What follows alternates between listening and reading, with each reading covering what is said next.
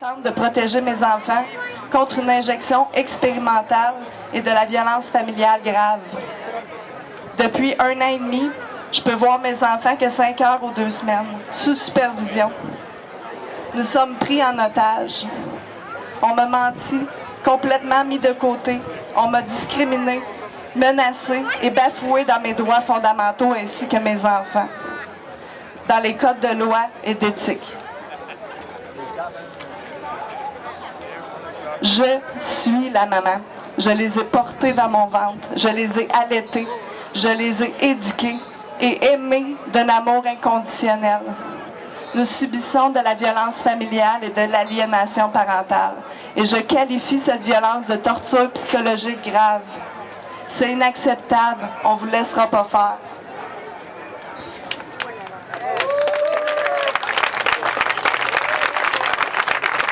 J'ai besoin de votre soutien pour envoyer un message clair au gouvernement, au pouvoir exécutif, législatif et judiciaire.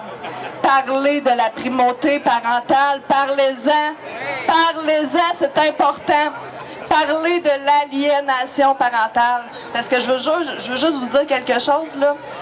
Depuis la commission Laurent, là, il n'y a rien qui a changé, il n'y a rien qui a bougé, absolument rien, c'est de la poudre aux yeux. La seule chose qui a changé, c'est le terme aliénation parentale. Maintenant, ils utilisent le terme conflit de séparation. Donc, moi, ce que j'ai pu remarquer, ils mettent le problème sur le dos des parents. Hein? Au lieu de dire aliénation parentale, parce que c'est carrément de l'aliénation d'un parent ou de l'autre. Fait qu'ils repoussent les problèmes, puis c'est complètement inacceptable. Donc, parler de la primauté parentale, vous allez m'entendre parler encore et encore. J'ai mentionné au juge que je n'avais pas les moyens de me payer un avocat et que je n'avais pas le droit à l'aide juridique. Le juge a refusé de m'octroyer la provision pour frais et je cite « Comme madame est complotiste, je doute qu'elle utilise les fonds pour défendre ses propos complotistes. Donc, je rejette la demande de madame. » Est-ce que vous trouvez ça normal? Non! C'est complètement aberrant. Dans un contexte de violence en plus, c'est complètement aberrant et inacceptable. Je lui ai mentionné que mes enfants subissaient des préjudices graves et que les délais y étaient déraisonnables. Un pédophile a le droit à une représentation devant les tribunaux, mais une maman qui vit de la violence familiale, c'est complètement aberrant, elle n'a pas le droit. Malheureusement, je ne suis pas la seule à vivre ce genre de situation.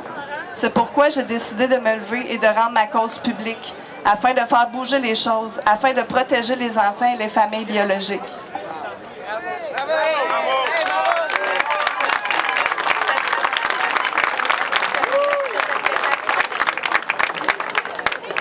Je souhaite supporter tous ceux et celles qui, comme moi, vivent des injustices d'une extrême violence, de la part des instances qui sont censées nous protéger. Le message que je souhaite transmettre à mes enfants est que nous avons le droit d'expression, de liberté et de conscience. Et j'ai la certitude qu'un jour, vous comprendrez le combat que je mène aujourd'hui. C'est pour vous. Oh mon Dieu! C'est pour vous que je fais ça, mes amours. Il n'y a pas d'autre raison.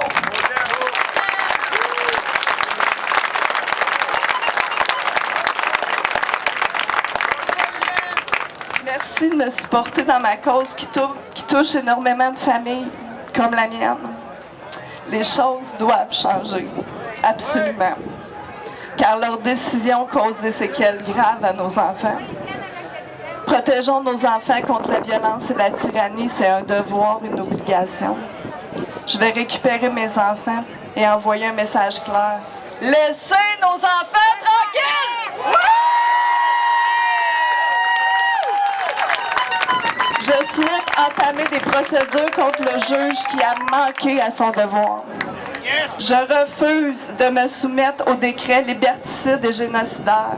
Je refuse de céder à la peur. Je refuse de me faire intimider, menacer et que mes droits fondamentaux soient bafoués. Pour conclure, je vous souhaite plein d'amour et ensemble, nous allons défendre nos droits et libertés. Comme mon fils le dit si bien, notre amour n'est pas négociable.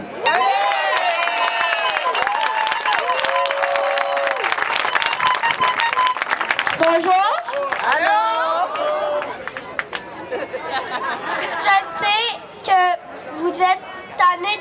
vaccins.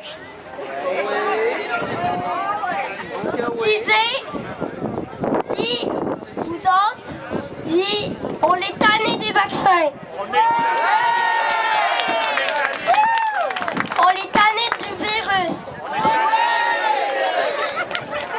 On est tanné de la population. La police, tu veux dire?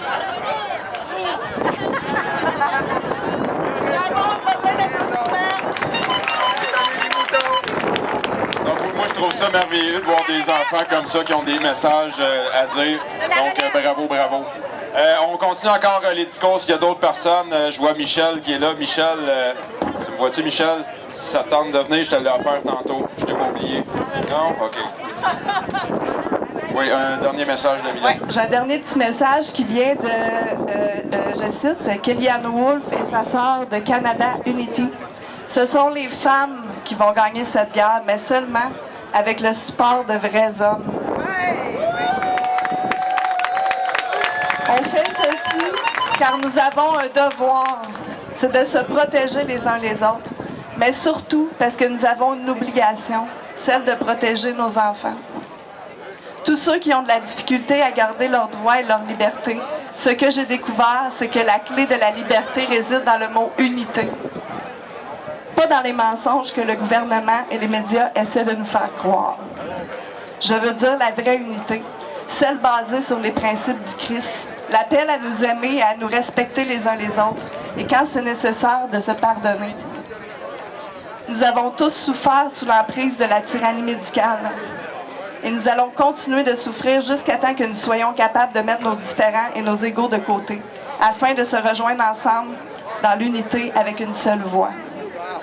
Voilà. Merci beaucoup, Mylène. Je t'envoie plein d'amour. Merci, mon ami.